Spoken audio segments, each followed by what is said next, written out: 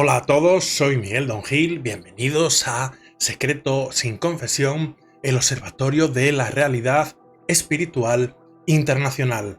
Hoy estamos en la entrega número 30, correspondiente al sábado 10 de febrero de 2024. Antes de comenzar, te invito a que te suscribas para que seas parte de esta familia que formamos en el canal de YouTube y también en el canal de Telegram Los Cristianismos, donde vas a tener información extras sobre estas y otras noticias que van ocurriendo a lo largo de toda la semana, las cuales ese enlace para acceder al canal de Telegram lo tienes en la caja de la descripción si estás accediendo a través de YouTube.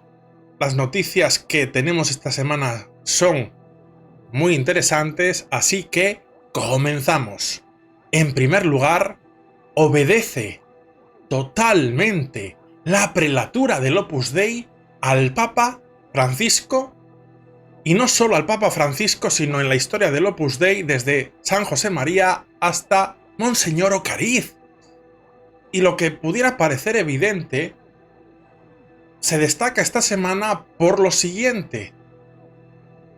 En concreto, Monseñor Ocariz, en el día de hoy, el sábado 10 de febrero de 2024, Monseñor Ocariz ha publicado no un mensaje o una pequeña reflexión, como suele hacer cada cierto tiempo, sino una extensa carta que vais a tener el acceso en la caja de la descripción si estáis en YouTube, el enlace, en el cual se puede ver en el explorador o se puede descargar en PDF para la lectura sin conexión a internet.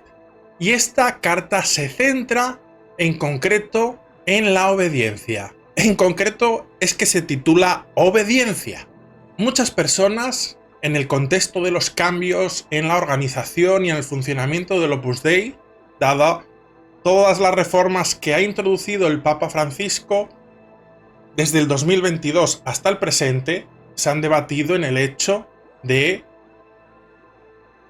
que el Opus Dei debiera no acatar esas reformas, qué debe estar pensando su prelado, o inclusive qué pensaría San José María, escribá de Balaguer y Albás. Pero no solo eso, también recientemente, con todas las nuevas reformas que está habiendo en la Iglesia respecto a la bendición de parejas irregulares o otra serie de novedades que se están introduciendo y que algunos lo ven como algo que hay que acoger y otros que hay que criticar. Y algunos dicen, ¿qué pensaría San José María de todo esto? ¿Habría que seguir al Papa? ¿No habría que seguirlo? ¿O qué piensa en la actualidad el Opus Dei al respecto? Yo llevo manifestando en varias entregas pasadas testimonios de cómo el Opus Dei está actuando de manera fiel, cercana al Papa, nunca contradiciéndolo y aceptando aquellas medidas que se le sugieren al Opus Dei, y no solo al Opus Dei, sino a la Iglesia Universal, siendo ejemplo de lealtad y de ejemplo de trabajo, esfuerzo y colaboración para el desarrollo de la obra en el siglo de toda la Iglesia Universal. Y considero que esta carta, que como digo es extensa, tiene mucha importancia y no la vamos a leer en completo, pero sí que voy a destacar los fragmentos fundamentales. Se podría leer esta carta extensa de Monseñor Ocariz con dos enfoques. Un enfoque sería el de entenderlo en lo que es asumir, comprender y aplicar la obediencia en el ámbito de la propia misión de la prelatura, del Opus Dei, a lo interior, y otra sería entender la obediencia respecto a cómo se debe vivir la obediencia en la Iglesia Universal por parte de todos los fieles respecto a las autoridades legítimas, Papa, cardenales, obispos, para todos los fieles y también, bueno, para los del Opus Dei. Este sería dos enfoques, hacia lo interior y hacia lo exterior. Vamos a tener respuestas del propio prelado de lo que piensa de cómo se debe actuar ante las actuales circunstancias, pero también de todo tiempo. Comenzamos. En el punto número 1 indica, después de hacer un saludo inicial: hace unos años os escribí una carta dedicada a la libertad. Cada uno y cada una habremos procurado meditarla y llevarla a nuestra vida diaria.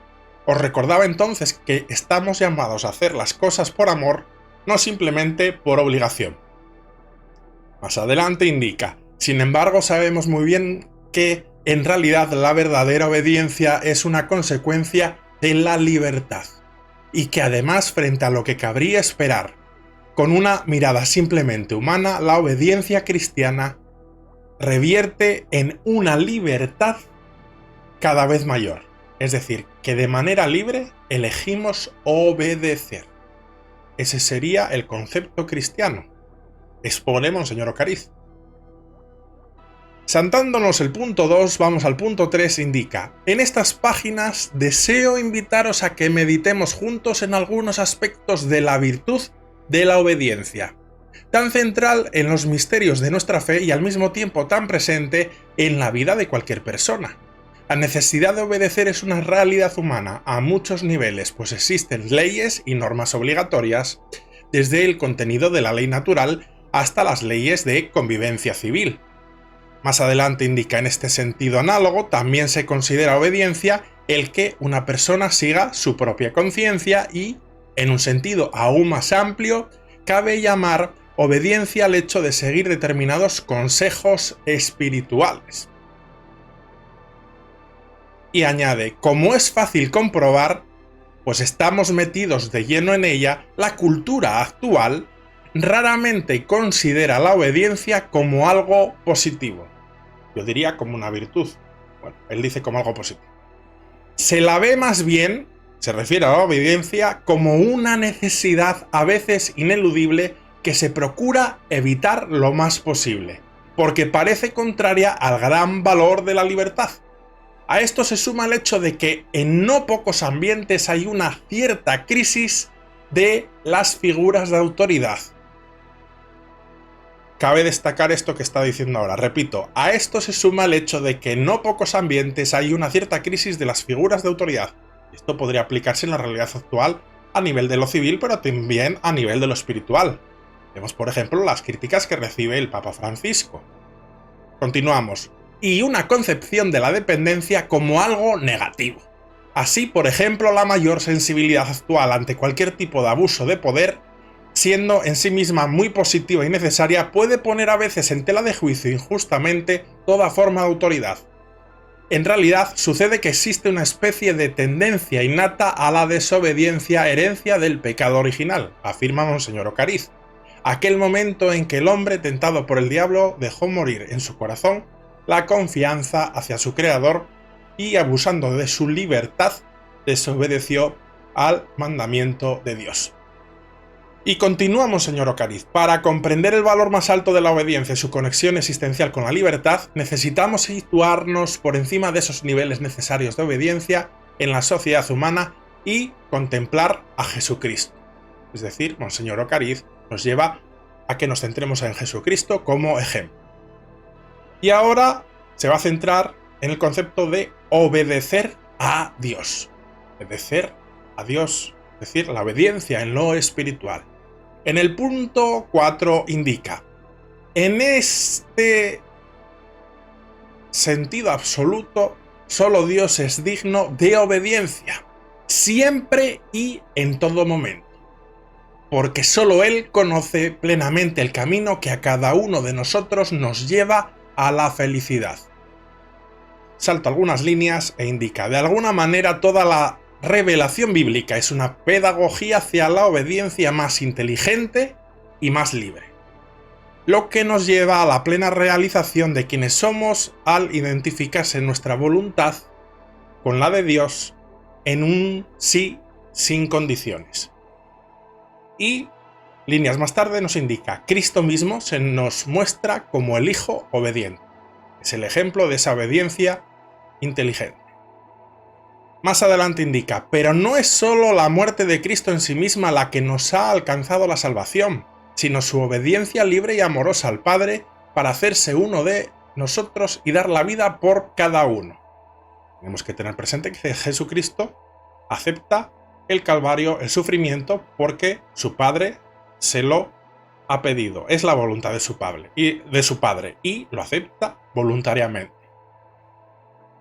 En el punto quinto indica a la autoridad nacional y religiosa que le prohíbe predicar a Jesús, responde San Pedro: hay que obedecer a Dios antes que a los hombres. Pero comenta Benedicto XVI: esto supone que conozcamos realmente a Dios y que queramos obedecerle de verdad. Dios no es un pretexto para la propia voluntad, sino que realmente Él es quien nos llama y nos invita, si fuera necesario, incluso al martirio, manifiesta Monseñor Ocariz. Y continúa: quien conoce a Dios se situará en esta continua búsqueda con gran esperanza y confianza. De Él no cabe esperar más que bendiciones, aunque a veces resulten oscuras o incomprensibles o nos hagan sufrir. Lógicamente, Monseñor Ocariz manifiesta que nosotros no somos capaces de entenderlo todo, e igual la voluntad de Dios es incomprensible para nosotros, pero igualmente damos esa voluntad. Va en esa línea lo que quiere explicar. Y ahora va a hablar de la voluntad divina y la mediación humana. En el punto 6 indica que lo que Dios quiere para nosotros se nos presenta con frecuencia de manera mediada. San José María, consciente de lo delicado de esta mediación, que implica escuchar a Dios pero a través de hombres y mujeres normales, aconsejaba una actitud de humildad, sinceridad y silencio interior. Saltamos algunas líneas y ahora viene un punto muy importante que quisiera destacar porque hace una alusión a cuestiones muy actuales y nos da un posicionamiento muy claro al respecto. Escuchemos el punto 7. Por otra parte, hay que tener en cuenta que quienes ocupan posiciones de autoridad a diversos niveles no han sido llamados a hacerlos porque sean perfectos. Es decir, está diciendo toda autoridad, y ahora referido a lo espiritual,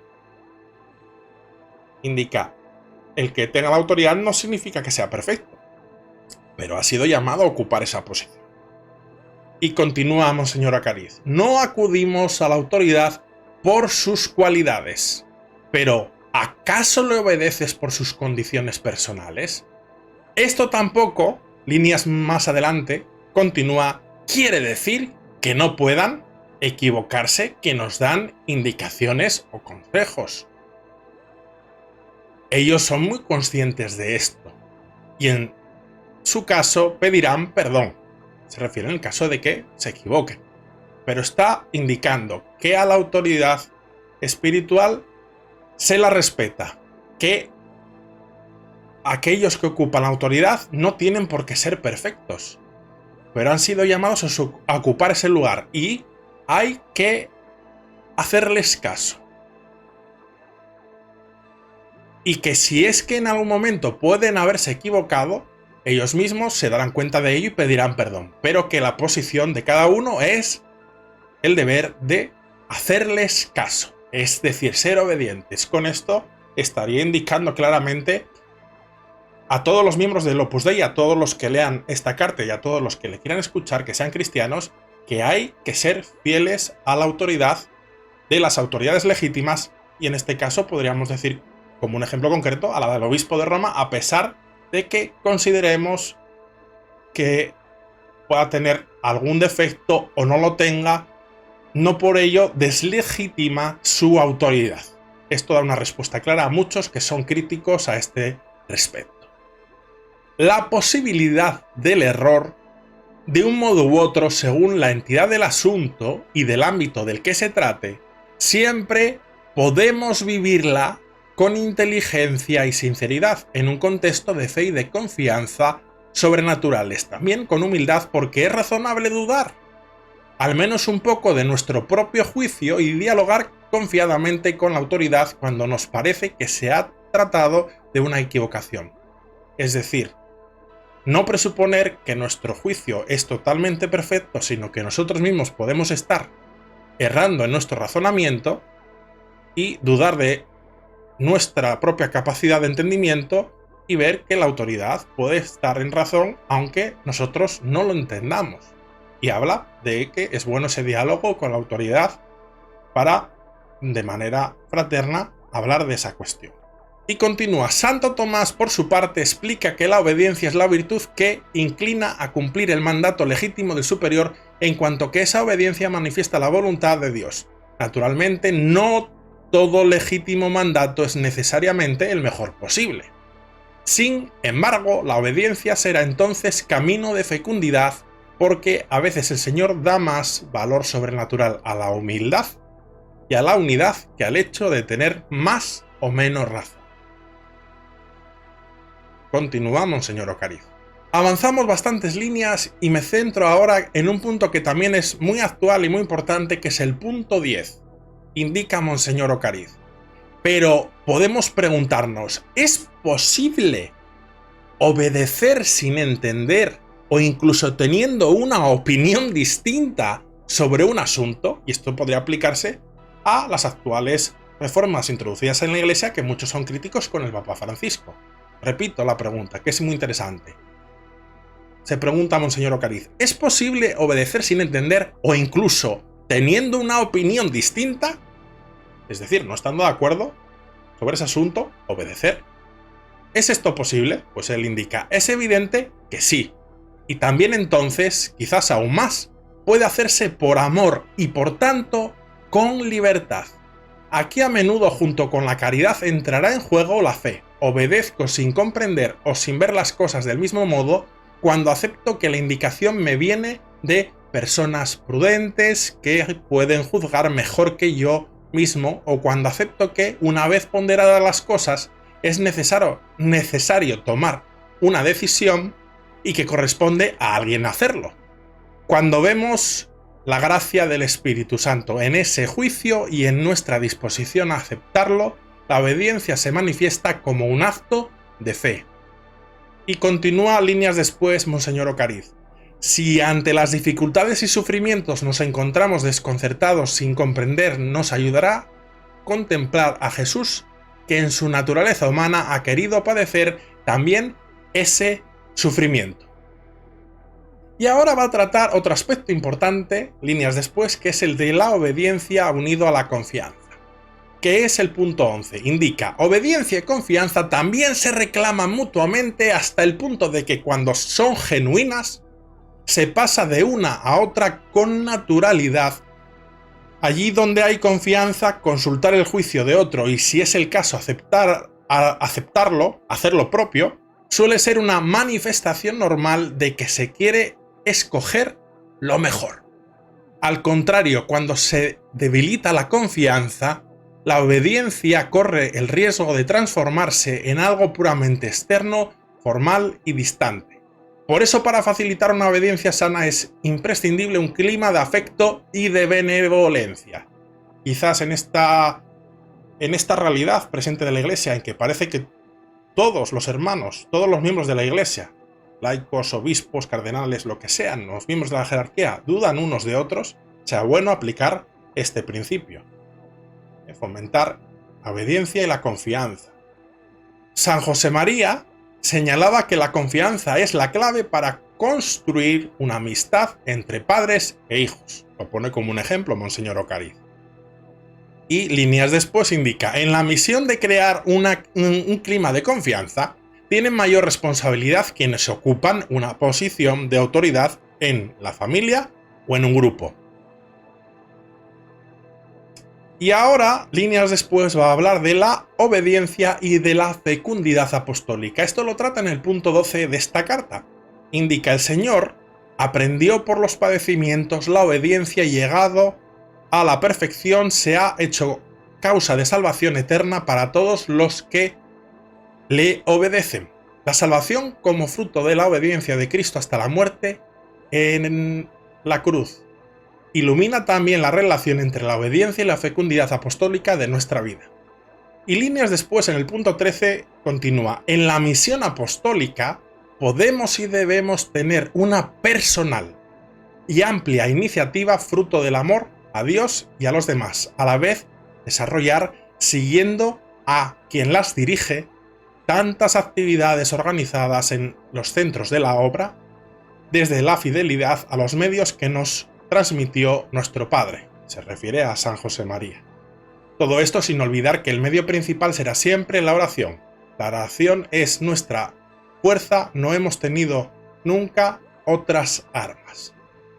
Y amplía. En la dirección de la obra y en la organización de sus apostolados, la manera de obedecer es la propia de una familia, de una comunión de personas. Y ahora en líneas posteriores va a hacer el análisis del concepto de la obediencia, de cómo la aplica San José y la obediencia de cómo la aplica, la acepta la Virgen María. Para concluir en la importancia de la virtud de la obediencia para los cristianos y los miembros de la obra. Vemos como en esta carta de Monseñor Ocariz, que recomiendo leer, está el enlace como digo en la caja de la descripción, vamos a ver una reflexión bastante profunda sobre la obediencia y vemos cómo da respuestas claras de que en todo momento podemos aplicarlo a la autoridad máxima de la Iglesia, que es el Papa, hay que seguirlo, hay que aceptar sus disposiciones y, aun en el caso de que algunos consideren que puede estar confundido, a pesar de eso hay que acatar su autoridad, aun suponiendo que puede tener algún tipo de error, pero también suponiendo y teniendo plena conciencia de que nosotros somos seres limitados y que también podemos, con nuestro juicio, no estar viendo toda la realidad y estar nosotros confundidos, y hay que dar ese margen a la duda de nuestras propias capacidades. Y en segundo lugar, el Papa Francisco confiesa su verdadera relación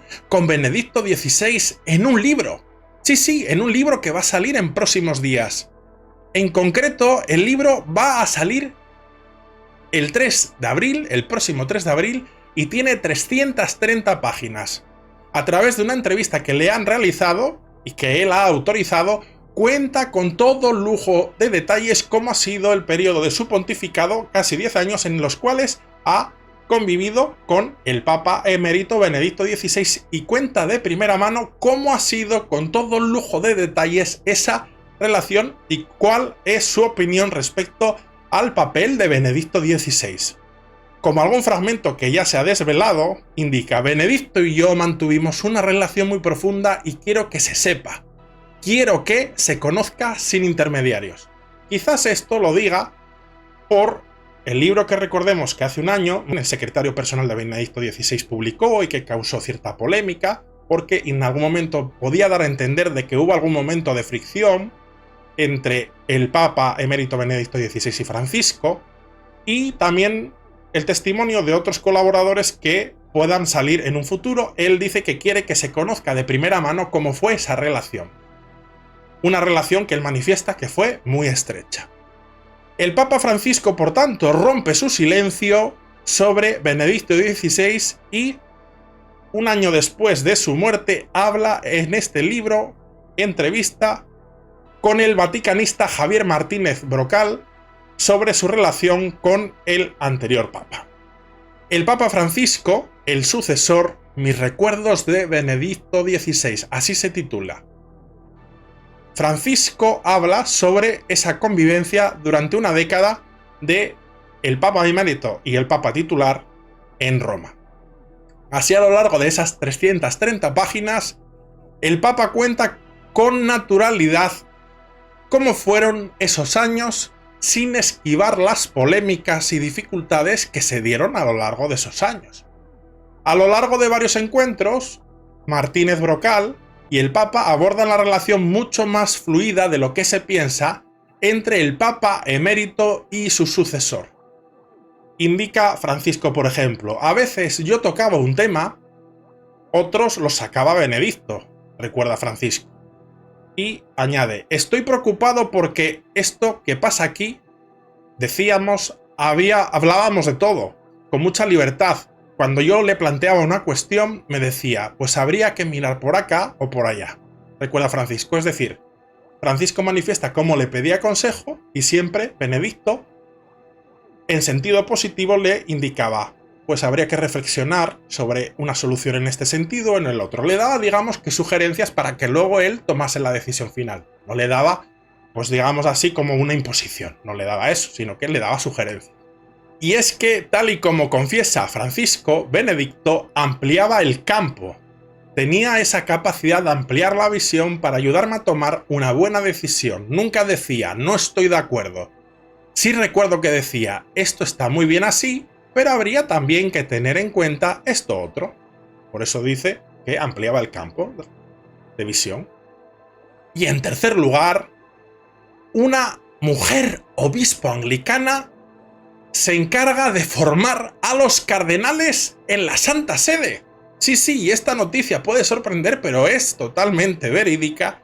El Papa Francisco ha llamado a la obispo anglicana Jo Valley Wells para formar al Consejo de Cardenales, el conocido Grupo G9, que es el que asesora al Papa y que se reúnen cada cierto tiempo para tomar las decisiones más importantes de la Iglesia. Se la convocó para que exponga ante los cardenales sobre el papel de la mujer en la Iglesia.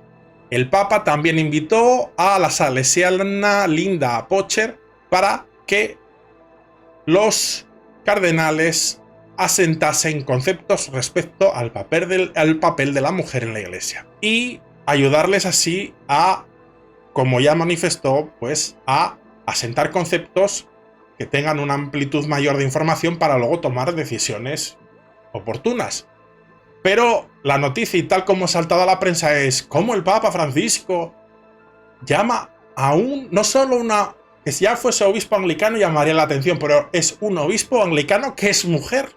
Y encima para formar en este aspecto a los cardenales más cercanos a él. Algunos se han llevado las manos a la cabeza. Pues el enfoque es el tener una mirada interdisciplinar. Ha llamado a dos mujeres que son miembros de la Iglesia Católica y a esta obispo anglicana para que también dé su testimonio. Este encuentro ha tenido lugar entre los días 8 y 9 de febrero, donde se celebró la reunión bimestral del Consejo de Cardenales, el grupo del C9. Al encuentro, que tiene lugar, se desarrolla en Santa Marta, Francisco también invitó a la salesiana Linda Pocher y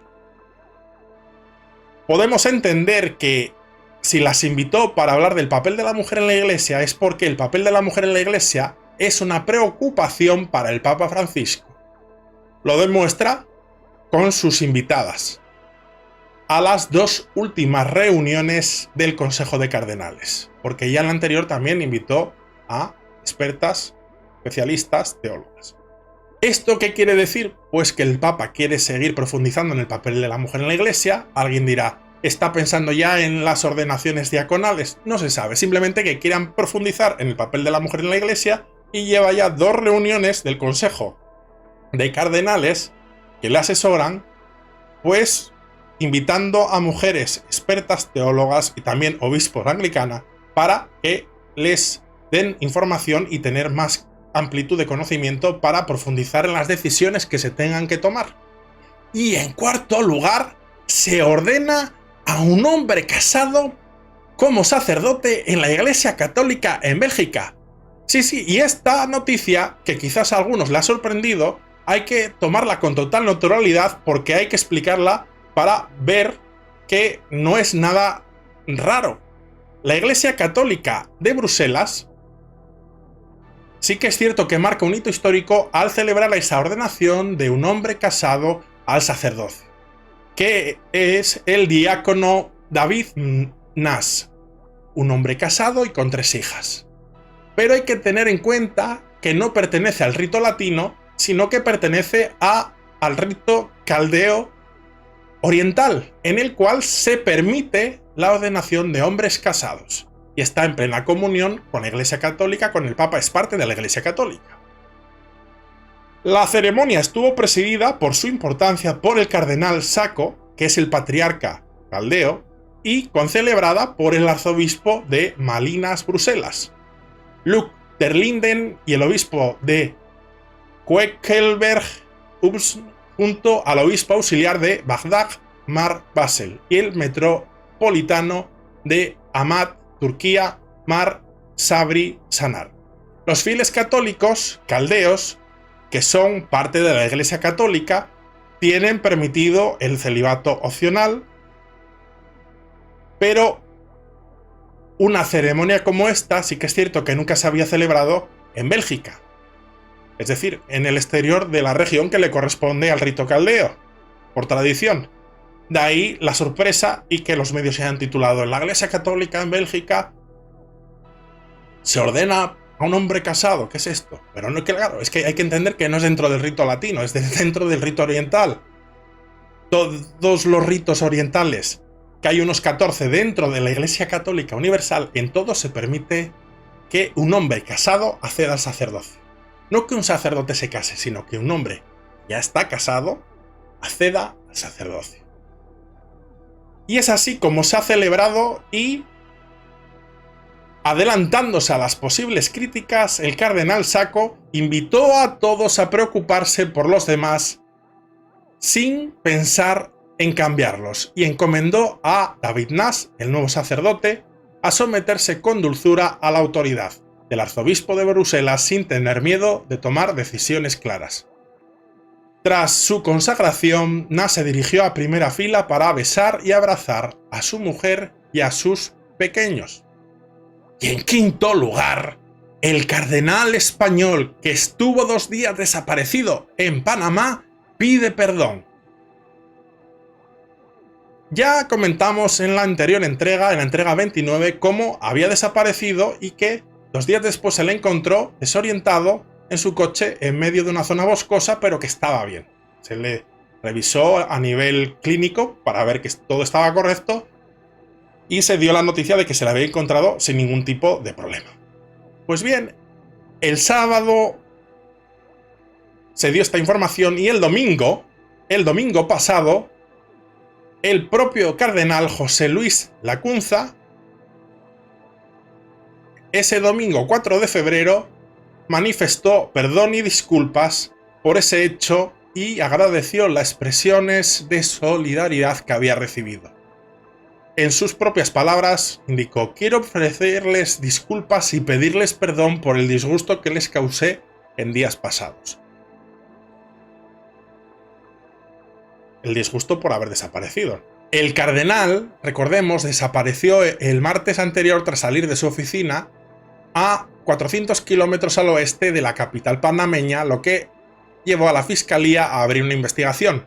Fue hallado por la policía, algo desorientado, 2 días después, como ya hemos manifestado.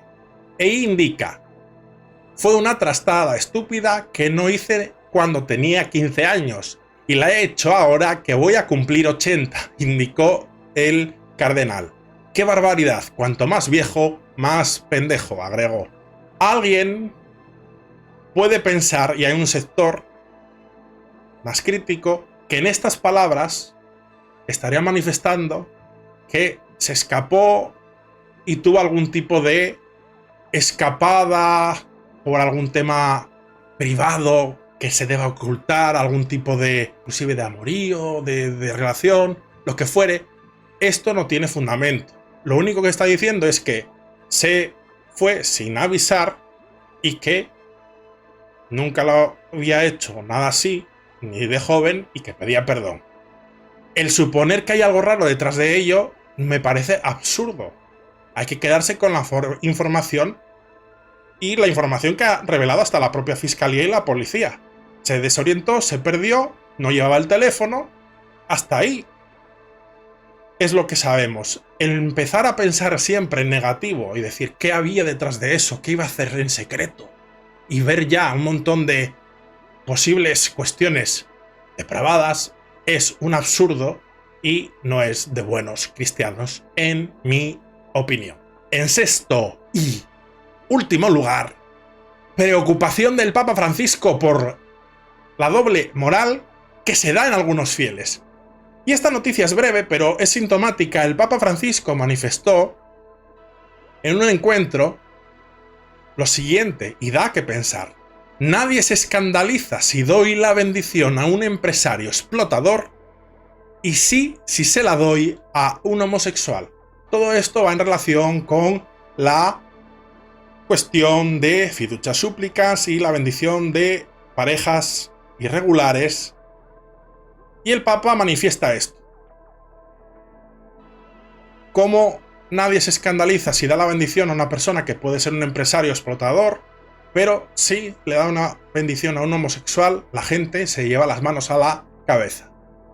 Y también el Papa, a colación, ha alertado de movimientos un poco exquisitos, en sus palabras, dentro de la Iglesia que tienden a formar una, en sus palabras, iglesilla de personas que se sienten superiores.